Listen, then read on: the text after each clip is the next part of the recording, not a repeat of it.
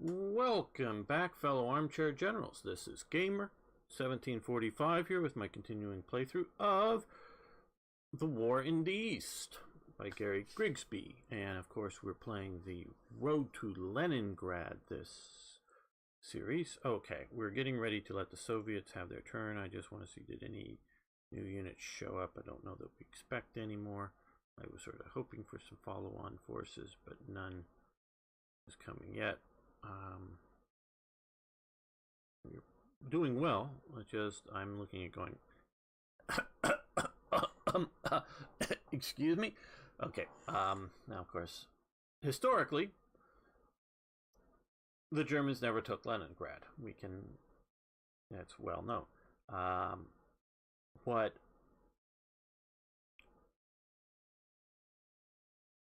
trying to remember, because I mean this goes back to, I think, originally the series, the World at War, or the Second World War, or whatever, where they play the music and flames burn up images between them starting. That very old thing is sort of where I started with some of this stuff. But how much did the German which is to some degree happening with us, Northern Army Group, simply peter out, simply not have enough strength once it got here, versus the idea that, I think there was some of that, to try to take the city mostly intact. So they wanted this sort of historic St. Petersburg, and just thought they could starve it out without creating, because and remember, this happens or starts much earlier than well, let's put down here, Stalingrad. You know, did you want another? And I don't mean Stalingrad as in, you know, once it's surrounded and the Germans are all cut off, but I mean just simply the heavy street fighting, you know, street by street, snipers and all that ugliness of getting in there and soldiers fighting, whether they just wanted to avoid that, which is a legitimate thing to want to avoid, and especially, and Stalingrad and Leningrad are two different places, most assuredly. Size, layout. Leningrad is sort of a northern Venice, and that has a lot of canals in it, which makes it very different. But before I would have ever put substantial forces in there, it's one thing to try to, you know, the first reconnaissance units and the first motorized whatever, you know, not even necessarily motorized divisions, but just motorized elements of whatever marching divisions show up on the outskirts of Stalingrad. Sure, you try to penetrate the city, you try to see if, you know, a quick blow to it will just take it. You know, how well is it defended, both as in numbers, as in preparations of, you know, bunkers, you know, because you can build bunkers out of city material very easily, and it's command and control. You know, what's the leadership like? Is it just ready to surrender, or is it the leadership ready to flee, or is it, you know, mindset, we're going to fight for this city? It just depends on who the leaders are. You know, all of that kind of stuff. So you very well may just try to have a knockout blow. So I'm all for the idea of a knockout blow. But once you determined that wasn't going to happen, the idea that the Germans kept pushing in, oh, well, you know, we can just use just another battalion, just another division, you know, which is a lot of units, though, if you get any sort of training in city fighting and stuff, which I've had a little bit on, it absorbs lots and lots of troops very rapidly, even without any combat. And I say city fighting without any, just the idea that there's enemies, known enemies in the city, and you're going in there because you got to occupy all these buildings, and the more three-dimensional is in particularly height of buildings, so you also have real, you know, sewers that units can move through. You have so many more areas just that absorb troops to occupy, to make sure that there isn't a platoon on the 4th floor of a 6-story building that's sort of huddling in there waiting for the enemy to sort of bypass them, and then they're going to ambush them, and then because they know the city, they're going to flee back to a more safe area. You've got to occupy and search and move through, you know, the city. So even if you're not like kicking in every door and throwing a grenade. You're just simply looking in every building, see, oh, this is a family. Okay, leave them alone. Go to the next apartment, next office, next whatever, and just, you got to clear it all out, and you've got to do it. It just absorbs a ton of troops. Just the idea that there may be just a few diehard snipers somewhere in the city that you don't want to, leave them. And I mean, for a city like this, 100 or something, that you just don't want to leave them be. It just is going to absorb a huge amounts of troops. Something that a small town just doesn't do, because it's 1- and 2-story buildings. It's just different. It does, of course, take more troops than just some purely open area, but a good forest or whatever is equal to a town or something, where a city is much, much more. So once the Germans have to understand this before they get involved in the fighting, and so so it's like, there's another brigade that's just going to be able to push, because we're going to be able to flank, and they kept making progress. That was part of the, if you will, the trap of Stalingrad. Whether it was meant to be or not, I'm not saying that, but just the idea that you're making progress. So just a little bit more, you're going to do that, just a little bit more. Where if you would have just taken a minimum, or maximum, I should say, one good division to push the other side of the Volga River and secure the ability of the Soviets to put in any reinforcement into Stalingrad, if you could have stopped that, then do what they did. Because there was always, because it got down to where there was just like, I think it was right in about this part of town, right in, I think there, but it was somewhere along the Volga, that they just held out by that point of, it was just like 10 or 20% of the city that was still being held out from. The Germans had that much success that the Soviets were able to continue to feed in reinforcements and supplies, because troops without bullets become useless after a while. So able to feed those in and delay taking them for winter to happen, and then the counteroffensive to cut everything off. But had you been able to, well before that winter counteroffensive, taken the far side of the bank, cut off any reinforcements, then it's basically done. I mean, not that you don't have mop-up fighting, but it's done. Now, Leningrad, on the other hand, it is geographically, as we can see here, an isolated city. And the Germans believed they could cut the supplies off. Now, they got very, I would say very, my opinion, and this is again my opinion, and someone can argue it. Do we now have Finland involved in this? No, at least not under my control. Very little help from the Finns, because the Finns very much saw it as the Finnish no attack line here. They were, theirs was sort of a continuation war to just simply regain their territory, which, how do I put this, historically shows is probably the best choice, because Finland was able to survive and not become a Soviet-occupied country. But if you're entering into a war with the Soviet Union, and that's what they were doing, they could have stayed out of the war completely, once they had, the Winter War was over. They could have stayed out of it. Germany was in no real position to decide to attack Finland. And now if the Finns are worried, well, what if the Germans win and we don't support them? They just may gobble us up. Yeah, that could be. But if they're going to win, and you're so afraid of that, why are you so worried about not pushing a bit harder on the Soviets? I think that was a strategic failure, and I don't know if it would have changed the ultimate outcome of World War II, meaning Germany lost, that's one thing, or I think Germany's doomed. There are a few places and times, and if you look at many of you already have watched my other series, Arts of Iron, where I've talked about some of the stuff, there are moments and choices that you can make, particularly like securing the Mediterranean and other things that I think you could possibly come out with a different outcome.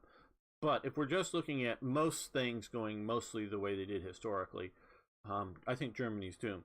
But that doesn't mean that the outcome, the how the Allies win, is going to be the same. And I guess part of that, I don't normally do so much of this on other non-Hearts of Iron series, but I guess this, which is the way this map is designed, sort of shows mostly the extent of the, especially again in here, mostly the extent of Soviet occupation into the West. Here you got Prague, you got Berlin, you obviously got past it, probably right around here. Okay, that's how the war ended, with the Soviets occupying this territory. But that doesn't mean that that's how the war needed to end. Meaning it could have been Eisenhower getting to this line, or it could have been Eisenhower getting to this line and getting Warsaw. There's nowhere that says that the Soviets need to be the one to take Berlin. Because I say this because how do I put this?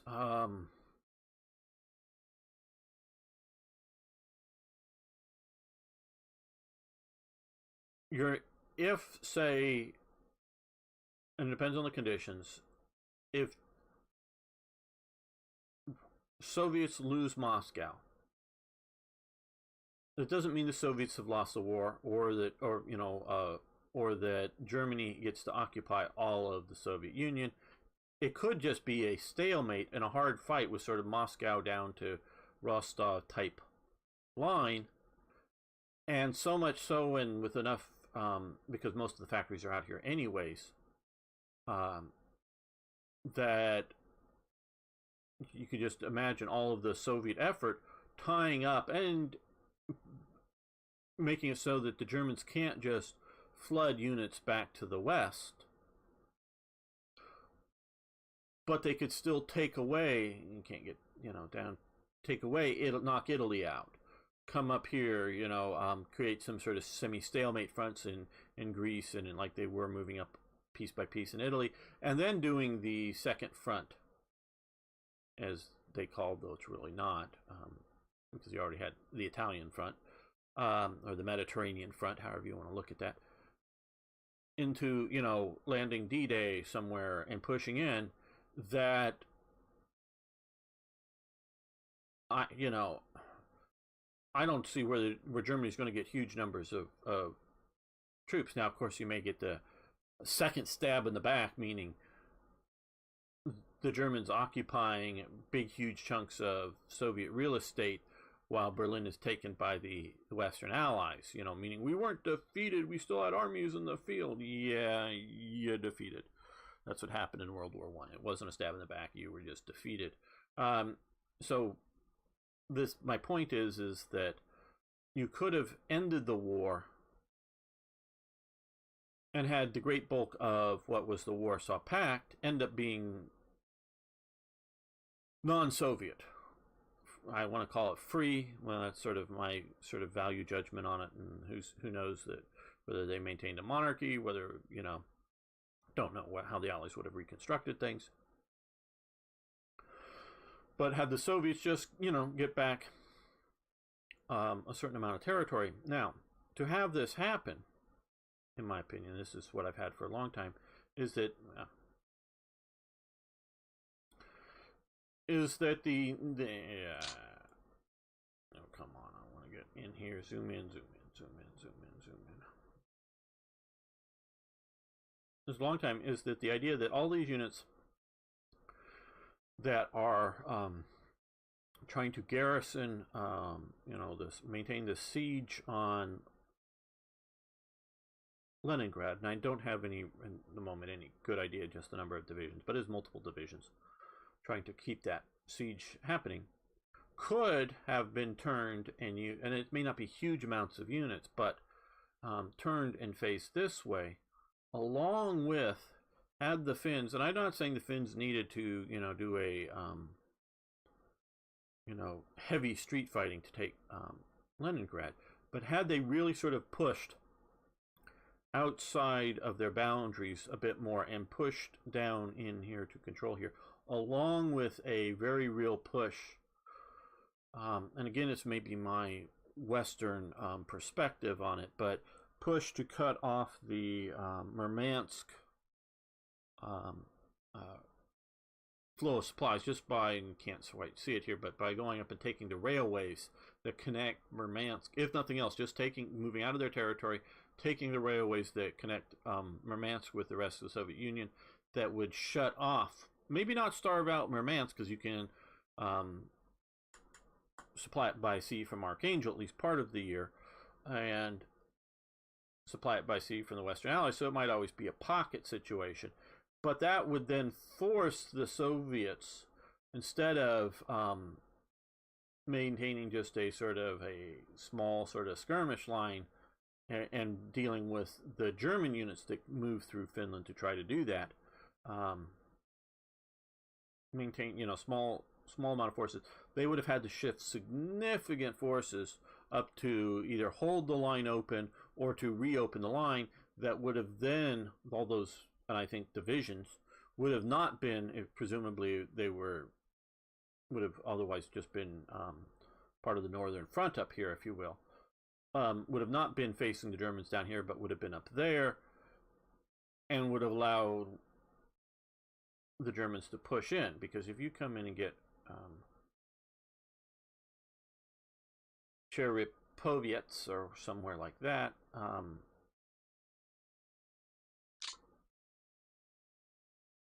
and come into here, and you've really cut off a lot of the northern flank.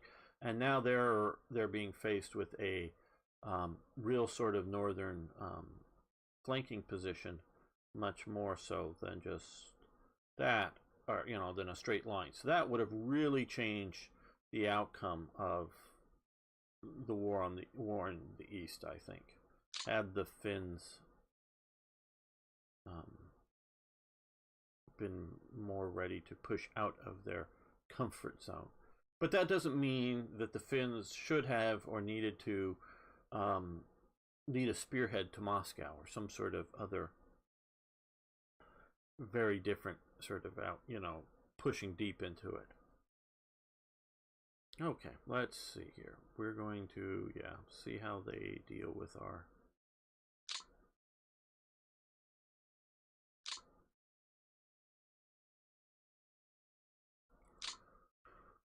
push.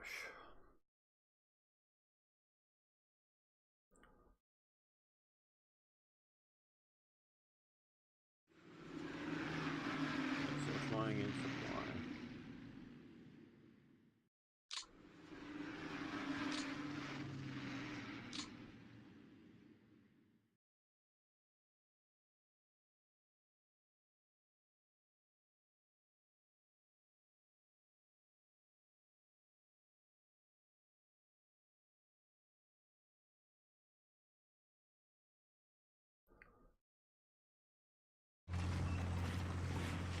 Reform their line, they're supplying that.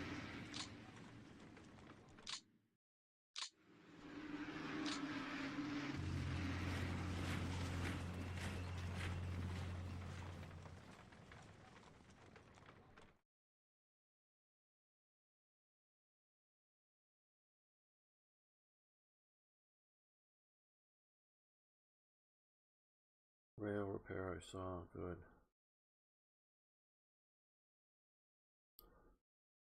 I'm sure it'll mean a lot more on the grand battle, but right now I don't really see much. We're taking very few tank losses, which is good at this point. Much use in trying to move any of the units by rail currently.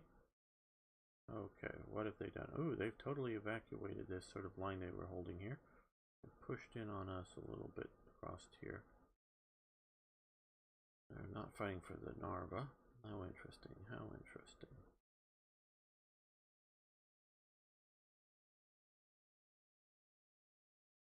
I was sort of hoping that to come up here I was Oh, they just disband these units? I thought guess they were able to come out through this path a bit more. I'm hoping I'm blocking them up a bit more. Okay, well.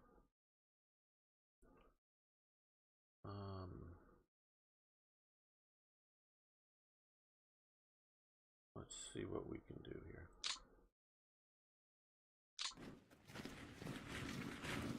Gotta protect our rear. Cavalry raid, it looks like.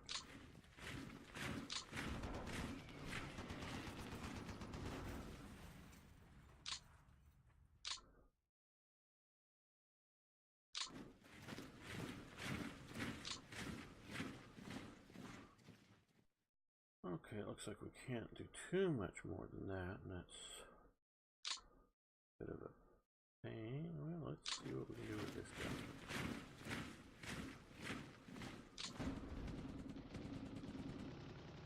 Okay, they held, but at least they're sort of being...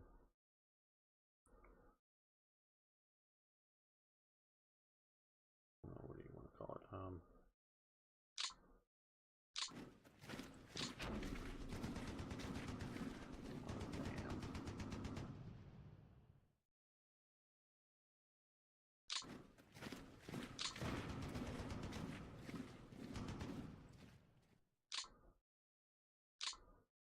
Take Tallinn, yes. To Tashkent. How are they evacuating? Via the sea or some sort of thing?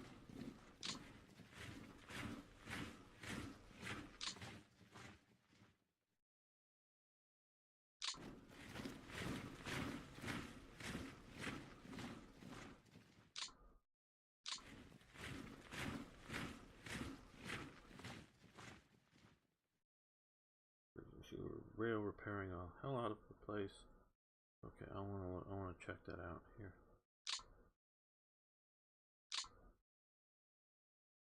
Okay, so we've got that.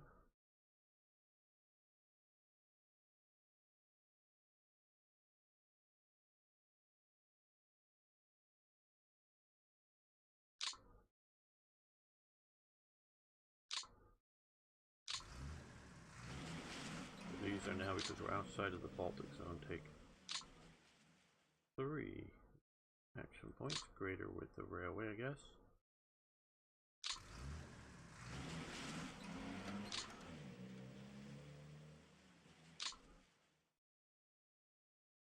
But we are expanding our railway options. Good. And of course there's sort of the auto towing, whatever. It as well.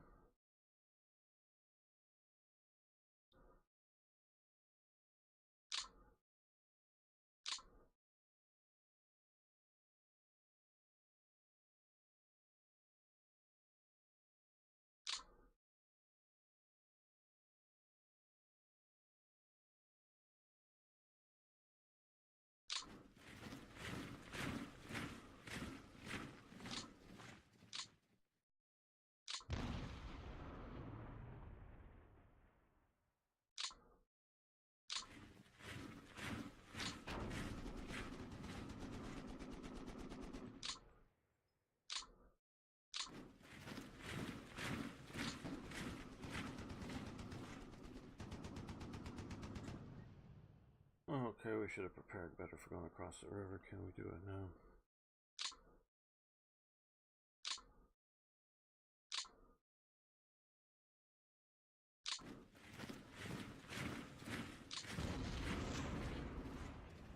Wow, they're holding out much better than I was anticipating.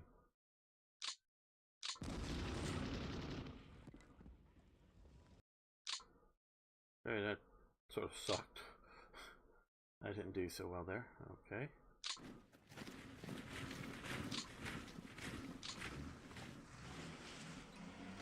Very good.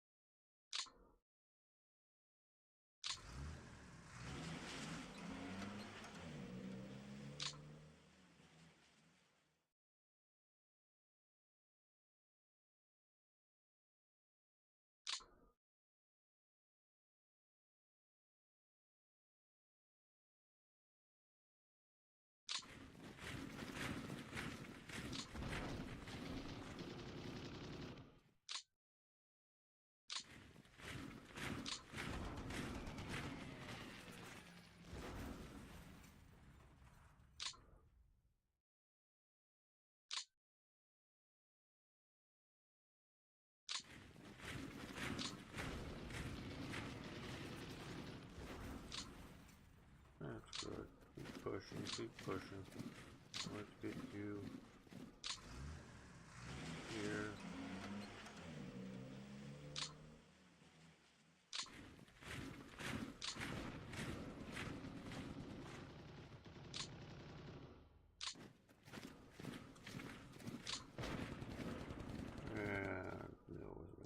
So well, but I want to at least push on them a bit.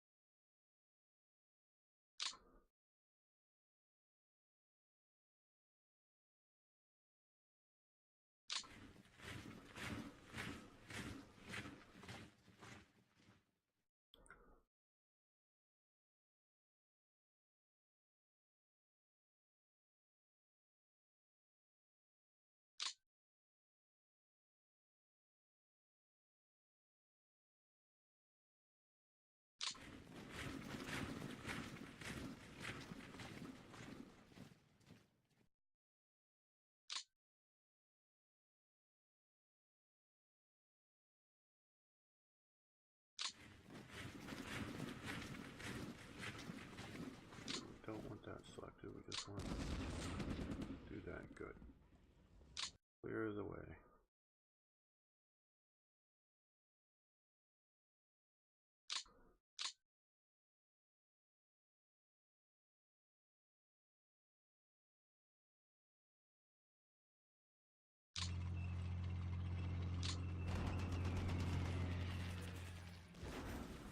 Wow, they held.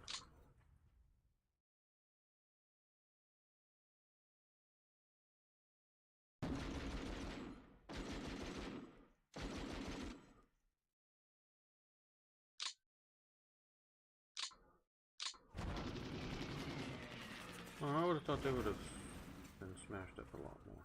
Okay, well. There we go.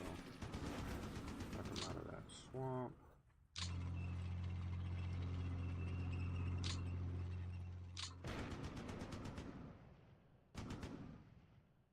Not quite the result, so we're having to retreat too.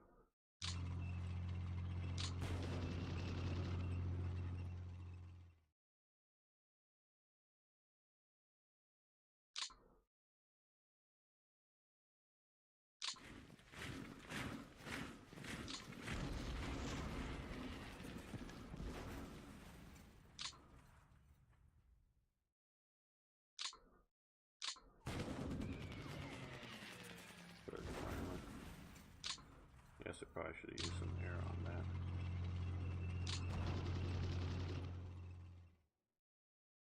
Okay, another victory point taken. So we got there, we got to here.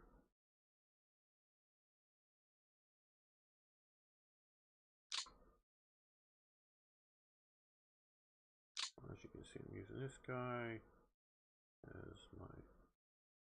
Oh.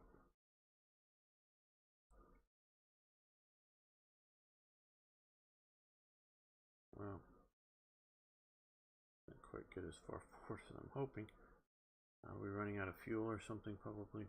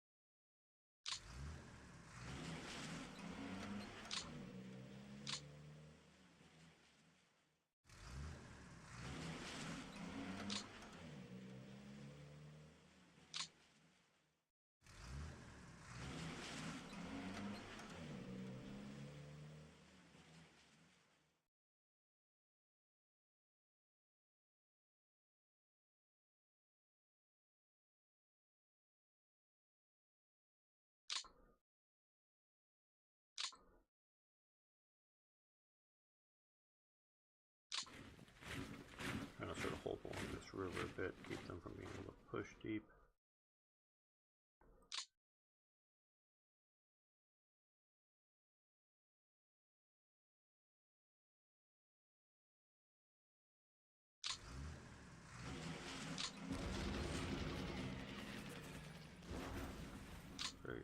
Surrenders.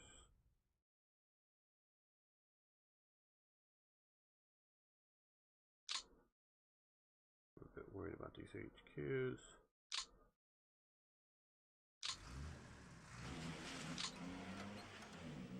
Let's work on the protection of.